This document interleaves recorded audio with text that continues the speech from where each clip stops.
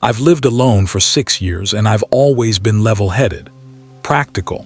But what happened on March 23rd, 2023 shattered that completely. Before we get started, drop a comment below and tell us what part of the world you're tuning in from. We always love connecting with our community. And if you haven't already, make sure to subscribe so you stay updated on all our latest content. I was driving home from my shift around 8:30 p.m. It was a Thursday night and I was exhausted. The weather forecast had mentioned rain, but the evening was still clear when I left work. About 2 miles from my house, I passed a man walking along the shoulder.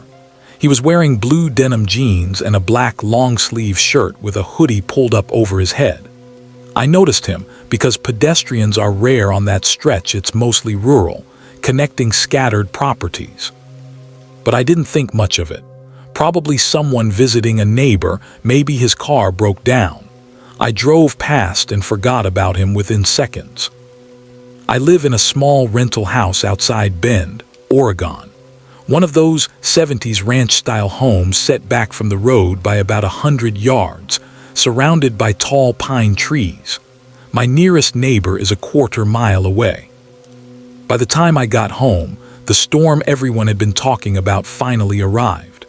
Around 10 p.m., it hit with incredible force, the kind of rain that doesn't just fall, it assaults. The power had flickered twice, so I'd gathered candles. My phone was at 87%. Everything seemed fine. I decided to close all the curtains before settling in. I walked into my living room to pull them shut and turn off the lamp. That's when I saw him through the window. The man from the road, the one in the blue denim and black hoodie. He was leaning against one of the pine trees opposite my house, maybe 40 feet away, just standing there in the pouring rain. The hood shadowed his face, but his body was angled toward my window. My hand froze on the curtain. He wasn't moving, wasn't seeking shelter, just leaning there watching. How long had he been there? Had he followed me home? I'd passed him over an hour ago, but my house was only 10 minutes from where I'd seen him. I quickly pulled the curtains shut and killed the light, my heart pounding. I moved to my kitchen window and peered through the blinds. I could barely see through the rain, but he'd moved. He was closer now, maybe 30 feet from my house. Still watching. That's when I heard it, 3 knocks on my front door, deliberate, evenly spaced. "Who is it?" I called out. "Nothing, just rain." "Hello, do you need help?" Silence, but I could feel someone on the other side listening. "I'm going to call the police if you don't identify yourself." The knocking came again, then footsteps not walking away but moving along my porch. Slow, deliberate steps from my front door to my living room window, the window I'd just been standing at, visible and backlit. He'd been watching me, watching to see which rooms I was in. I grabbed my phone and dialed 911 with shaking hands. The footsteps continued around my porch. My house is small, the porch wraps around 2 sides. He moved past my living room window, around the corner past my bedroom. He was walking the perimeter, learning the layout. 911, what's your emergency? Someone's on my property, I whispered. He followed me home, he's walking around my house, won't answer me. Are your doors and windows locked? Yes, I think so. Officers are 12 minutes out. Is there a room without windows? My bathroom, yes. Go there now. I started moving, and that's when I heard someone testing my bedroom window. Not trying to break it, just applying pressure, testing if it was locked. He's trying my windows, I breathed into the phone. The footsteps moved on. He tried another window, then another, systematically checking every entry point. I locked myself in the bathroom, sitting in the empty bathtub. The dispatcher kept talking, but I could barely hear her over the blood pounding in my ears. Then my back door handle rattled. I'd brought in groceries that afternoon. Had I locked it after, I couldn't remember. The rattling became insistent. He wanted in, and he was checking every weakness. "He's at my back door," I told the dispatcher, crying now. "Please, where are the police?" "6 minutes away, stay quiet." The rattling stopped. Then I heard glass shatter the window above my kitchen sink, the one with the old lock that barely worked. A hand reaching through, my back door unlocking from the inside. The sound of it opening. Someone was inside my house. Heavy boots on my kitchen floor, water dripping. He was soaked from standing in the rain, watching my house. The footsteps moved through my kitchen, into my living room, down my hallway, searching, room by room. The footsteps paused outside my bathroom door. I could see the shadow of boots under the door, heard breathing. The door handle turned slowly, the cheap lock held barely, the door shuddered. Then sirens. The footsteps retreated immediately.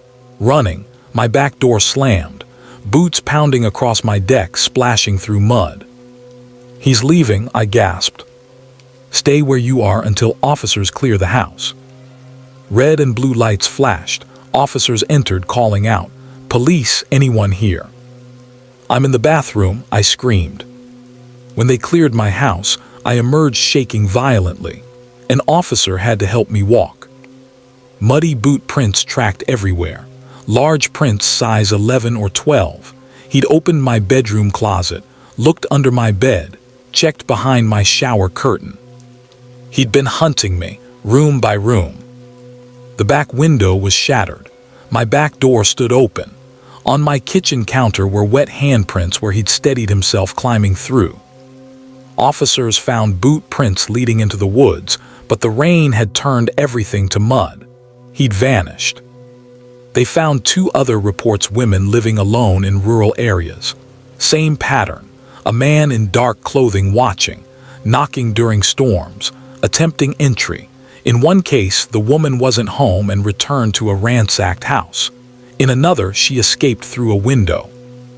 I was the third, the first who'd been home and stayed inside. The first one he'd actually gotten to. They never found him. The investigation went cold.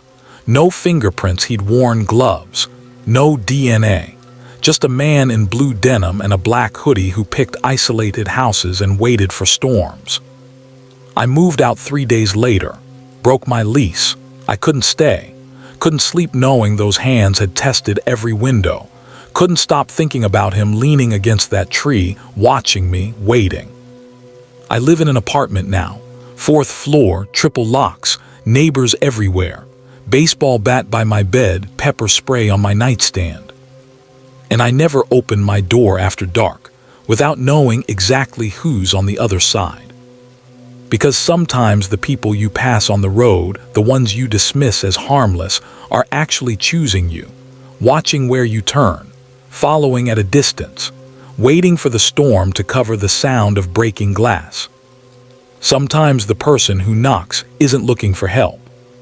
Sometimes they're just making sure you're home.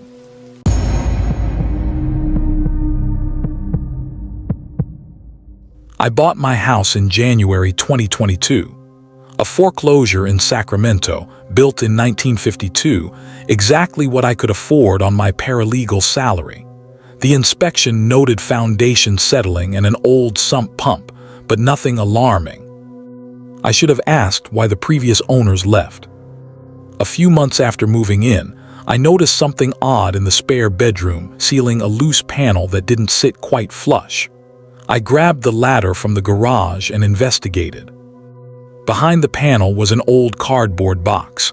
Inside were photographs, dozens of them. A woman in her late 20s, a young child around 6 years old, and a baby. Family photos from what looked like the early 2000s. Birthday parties, Christmas, park visits. They seemed happy, normal. I figured the previous owners had forgotten them. People leave things behind all the time. I tossed the box in recycling and didn't think about it again. The first year was fine, normal. My crawl space was the standard nightmare: low ceiling, dirt floor, spiders. I'd been down there twice and hated every second. In fall of my second year, I called a plumber for a slow-draining kitchen sink. Ray, an older guy my neighbor recommended, fixed it within an hour. When he came back upstairs, he looked puzzled. "Got your drain cleared," he said, "but there's a box down there in your crawl space, near the main drain line. Cardboard and moisture don't mix, might want to move it before it causes problems." I thanked him and said I'd take a look, but I forgot about it immediately.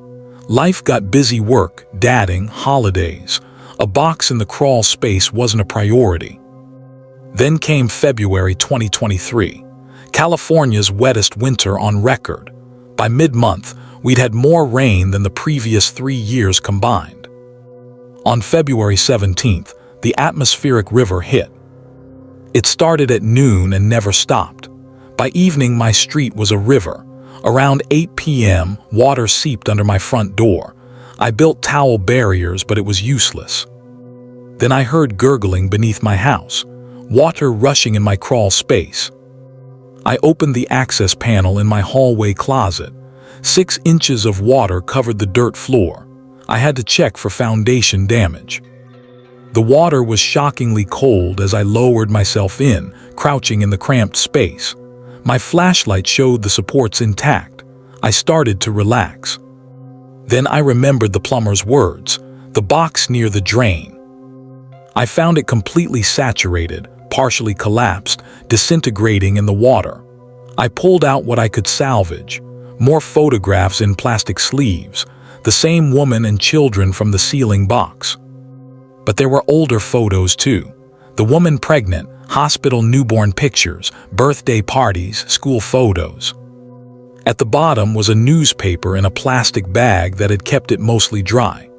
The Sacramento Bee, October 14, 2004. The headline stopped my heart. Local girl 6 missing for 2 weeks. Jessica Lynn Hartwell disappeared from this neighborhood in late September 2004, last seen playing in her backyard, my backyard. The article showed Jessica's photo, the same little girl from the pictures. Massive search efforts, hundreds of volunteers, K-9 units, no trace found. Her parents, Robert and Diana Hartwell, were persons of interest but never charged. The case went cold. Why hide family photos of your missing child? Unless my flashlight swept the crawl space with new purpose. 10 feet away, near the foundation wall, was a mound in the dirt, deliberate, about 3 feet long. No, it couldn't be. But I moved closer anyway, my mind screaming at me to leave. The flooding had eroded the dirt, washing away years of careful covering.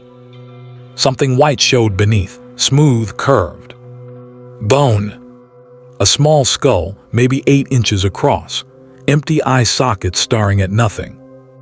I stumbled backward, dropping my flashlight. It stayed lit underwater, creating wild shadows. I saw a small rib cage, delicate hand bones, a spine. A child's skeleton, hidden for almost 20 years. I scrambled out, collapsed on my hallway floor, shaking uncontrollably. "There's a child's body under my house," I told 911. "I think it's Jessica Hartwell, the missing girl from 2004.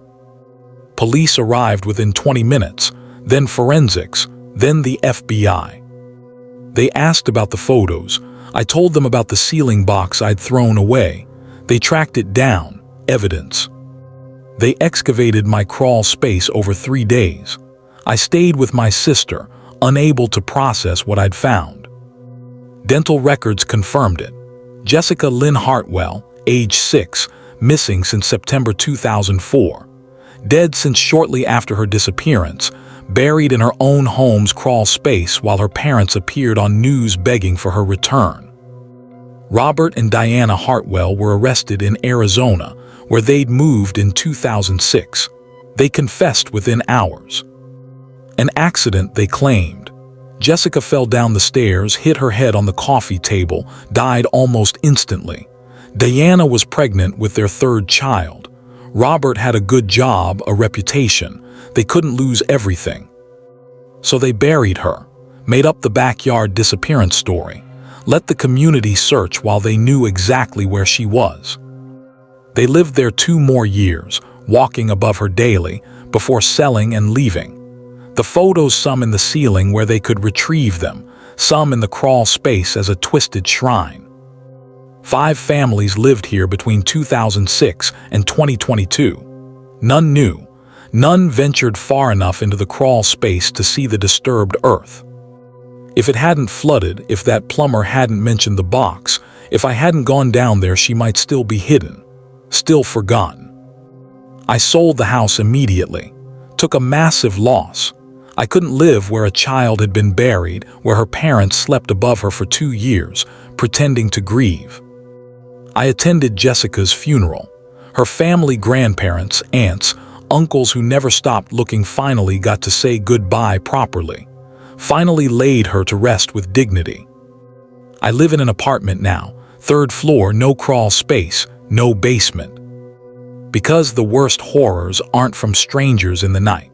Sometimes they're committed by the people who should love you most. Sometimes they're buried right beneath your feet, hidden in the foundation of home. And sometimes it takes a flood to wash away the lies and expose the truth, waiting in darkness for 20 years. Jessica was found. Jessica got justice. But I wonder, every time it rains, how many more are still waiting?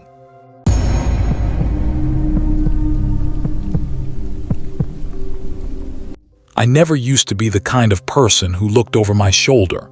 I grew up in the city, learned to be aware but not paranoid. I thought I knew how to stay safe. That confidence almost got me killed. It was a Tuesday in November 2023. I'd been working late at my law firm in downtown Seattle, finishing up discovery documents for a trial. By the time I packed up, it was almost 11 p.m. The office was empty except for security downstairs. I took the elevator to the parking garage level P4, the lowest level. My firm offered reserved spots as a perk, but the trade-off was parking in the deepest, most isolated section.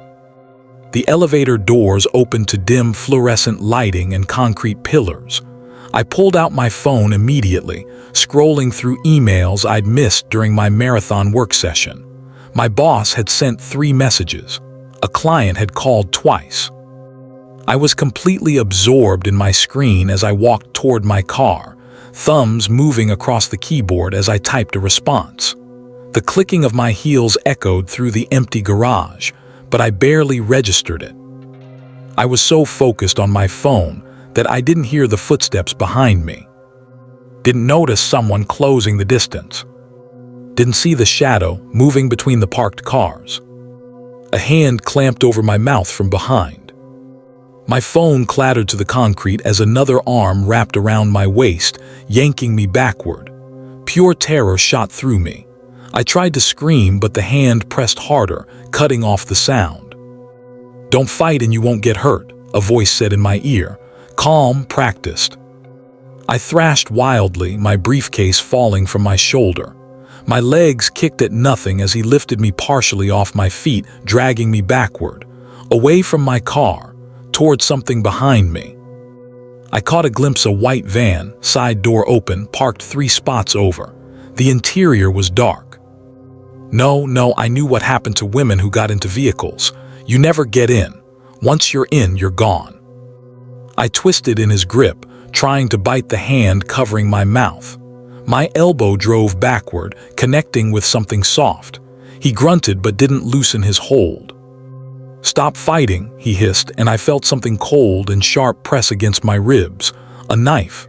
"Get in the van now." My mind was screaming. Security was 6 floors up. My phone was on the ground somewhere behind us. No one knew I was in trouble. He dragged me another step toward that open van door. Then headlights. A car turned into the garage entrance, high beams sweeping across the concrete. An engine sound echoed through the structure. My attacker's grip tightened, but he stopped moving. We both froze as the car came closer, descending the ramp toward our level. It was a black sedan. I recognized it immediately, James's car. James from litigation, the associate who also worked late and parked down here. This was my chance, my only chance. I thrashed harder, throwing my weight to the side. My attacker struggled to keep hold of me while staying out of view behind a concrete pillar. The knife pressed harder against my ribs. I felt it pierce through my blouse, a sharp sting. "Stop," he breathed in my ear, urgency creeping into that calm voice. "Stop or I'll use this." But I couldn't stop. If James drove past without seeing me, I was done. I managed to twist enough to get my leg up and I kicked out hard, my heel connecting with the side mirror of a parked Toyota. The mirror cracked with a loud snap, the sound echoing through the garage. James's brake lights flared. His car stopped about 40 feet away. "Please," I thought desperately, "please see me. Please notice something's wrong." My attacker had pulled me partially behind a concrete pillar, his hand still clamped over my mouth, the knife now pressed dangerously against my throat. I could feel my pulse hammering against the blade. James's car door opened. He stepped out, looking around with a confused expression. He'd heard the noise but couldn't see where it came from. "Hello," he called out, "someone there?" I tried to scream, but only a muffled sound escaped. My attacker's grip tightened painfully. James stood there for a moment, scanning the garage. He was looking right in our direction, but we were in shadow, partially hidden by the pillar and a large SUV. "Probably just someone leaving," I heard him mutter. No, don't leave." But he got back in his car. The door closed, the engine hummed. I watched in horror as James's car moved forward, heading toward the elevator at the far end of the garage. His taillights grew smaller. He hadn't seen me. He was leaving. My own was gone. I was going to die in this parking garage. The moment James's car turned the corner toward the elevator, my attacker started moving again, dragging me toward the van. He moved faster now, more urgent. "Should have stayed quiet," he muttered. We were 3 feet from the van's open door.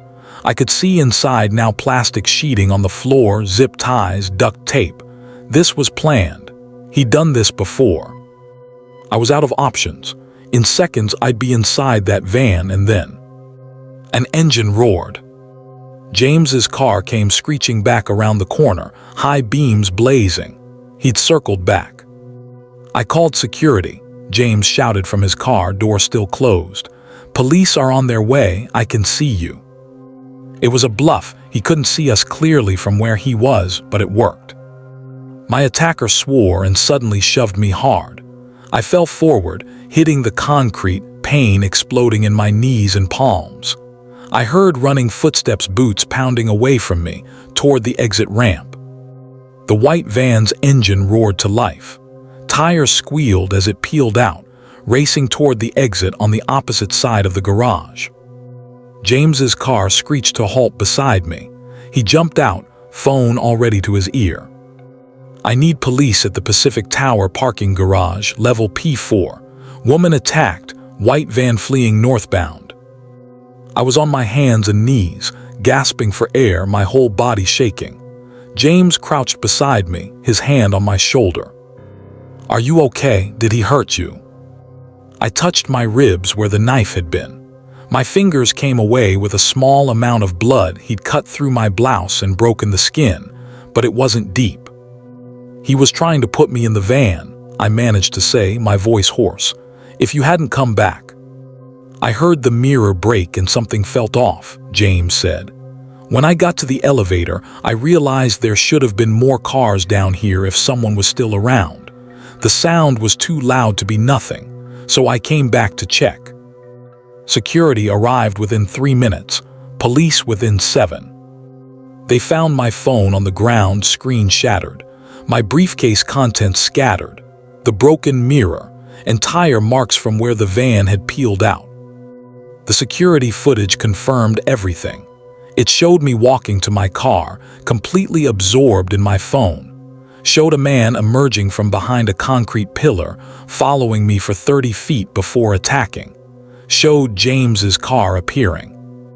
me trying to create a noise, the attacker dragging me toward the van. The footage also showed something chilling. The man had been in the garage for 45 minutes before I arrived, waiting, watching the elevator. He'd known I worked late. They found the van abandoned 3 blocks away. Stolen plates. Inside were zip ties, duct tape, plastic sheeting, a sleeping bag, and a cooler. Supplies for keeping someone alive during transport. This wasn't random. This was planned. And I'd made it easy by staring at my phone instead of paying attention to my surroundings. The detective told me I was lucky. James coming back when he did, his instinct that something was wrong that saved my life. But luck shouldn't be what stands between you and being kidnapped. They never caught him. He abandoned the van and disappeared. The footage showed his face clearly, but he was never identified.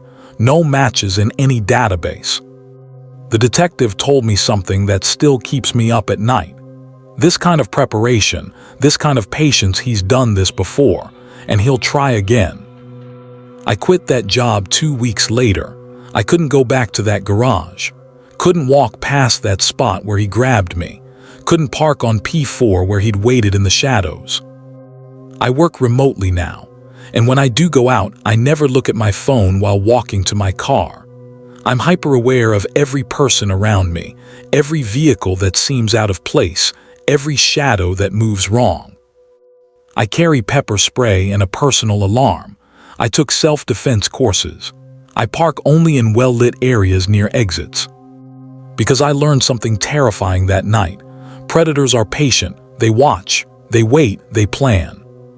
And they count on you being distracted. I think about those zip ties in the van, the plastic sheeting, what he had planned for me during that drive to wherever he was taking me. I think about James's split-second decision to turn back around, how easily he could have dismissed that broken mirror sound and gone home. I think about other women in other parking garages, walking alone, looking at their phones, unaware that someone is watching from the shadows.